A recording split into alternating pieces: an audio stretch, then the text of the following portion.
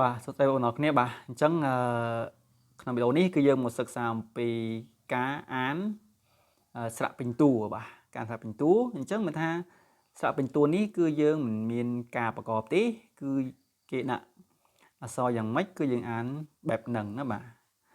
អញ្ចឹងស្រៈទាំងនេះវាមានរហូតដល់16អញ្ចឹងលាសឿននឹងក្នុងវីដេអូនេះលាសឿននឹងបរៀនទាំងអស់ទាំងម្ដងបាទឥឡូវយើងមើលទៅលើស្រៈពិន្ទុភាសាចិនអាចអានថាចឹងធីរិនទូអ៊ីនជាបាទមានន័យថាការអានព្យាង្គទាំងមូលតែខ្មែរយើងតែនិយាយថាស្រៈពិន្ទុអញ្ចឹងណាបាទឥឡូវយើងមកខាត់ពេលយើងអានក្នុងការអាននេះគឺយើងធ្វើការអានដោយបូកជាមួយនឹងសញ្ញាសំឡេងទាំង5របស់យើងណាបាទអញ្ចឹងយើងរៀនអានអញ្ចឹងទៅឲ្យយើងឆាប់ចេះបាទចុះយើងមើលស្រៈទី1របស់យើងបាទ知知បាទ知សំឡេងទី1知知សំឡេងទី2知知សំឡេងទី3知知សំឡេងទី4知បាទអូខេដល់ស្រៈទី2吃吃សំឡេងទី1吃吃សំឡេងទី2吃吃សំឡេងទី3吃吃សំឡេងទី4吃吃សំឡេងទី5吃បាទយើងចូលដល់ទី3吃吃សំឡេងទី1吃吃សំឡេងទី2十十សំឡេងទី3十十សំឡេងទី4是十សំឡេងទី5是បាទយើងចូលដល់ទី4ររសំឡេងទី1ររសំឡេងទី2ររសំឡេងទី3ររសំឡេងទី4ររសំឡេងទី5រ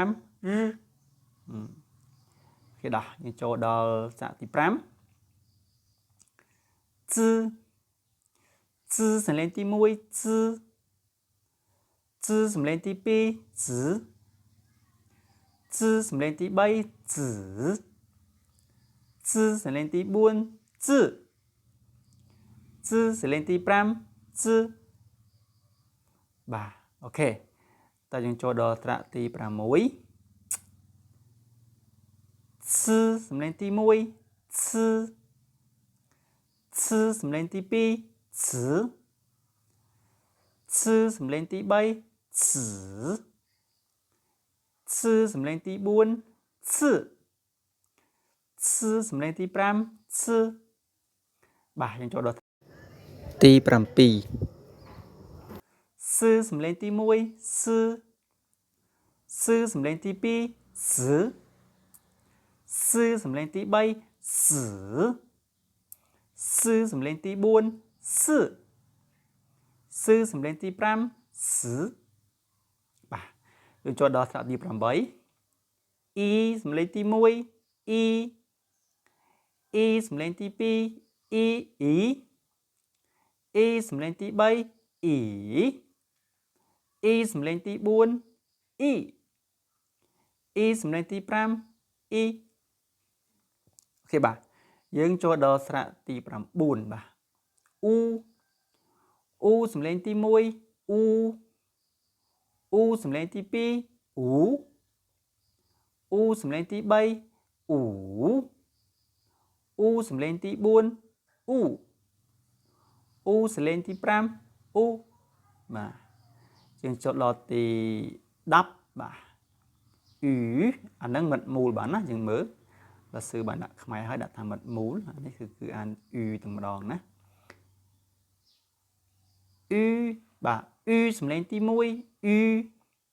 អ៊ឺសំឡេងទី2អ៊ឺអ៊ឺសំឡេងទី3អ៊ឺអ៊ឺសំឡេងទី4អ៊ឺអ៊ឺសំឡេងទី5អ៊ឺបាទអូខេបាទយើងចូលដល់ទី11 នេះយើងអាន year បាទ year តោះចាប់ដើម year សំឡេងទី1 year year សំឡេងទី2 year year សំឡេងទី3 year year សំឡេងទី4 year year សំឡេងទី5 year បាទអូខេយើងចូលដល់ទី12បាទទី12 year អានឹង year ដែរតែមិនមូលបាទ year year អូខេបាទតោះ year សំឡេងទី1 year year សំឡេងទី2 year year សំទោសបាទ year សំឡេងទី3 year year សំឡេងទី4 year year សំឡេងទី5 year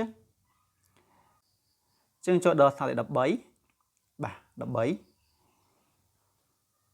13អានថាយឿនបាទយឿនមិត្តមូលទៀតហើយបាទណាយឿនអូខេតោះយឿនសំឡេងទី1យឿនយឿនសំឡេងទី2យឿនយឿនសំឡេងទី3យឿនយឿនសំឡេងទី4យឿន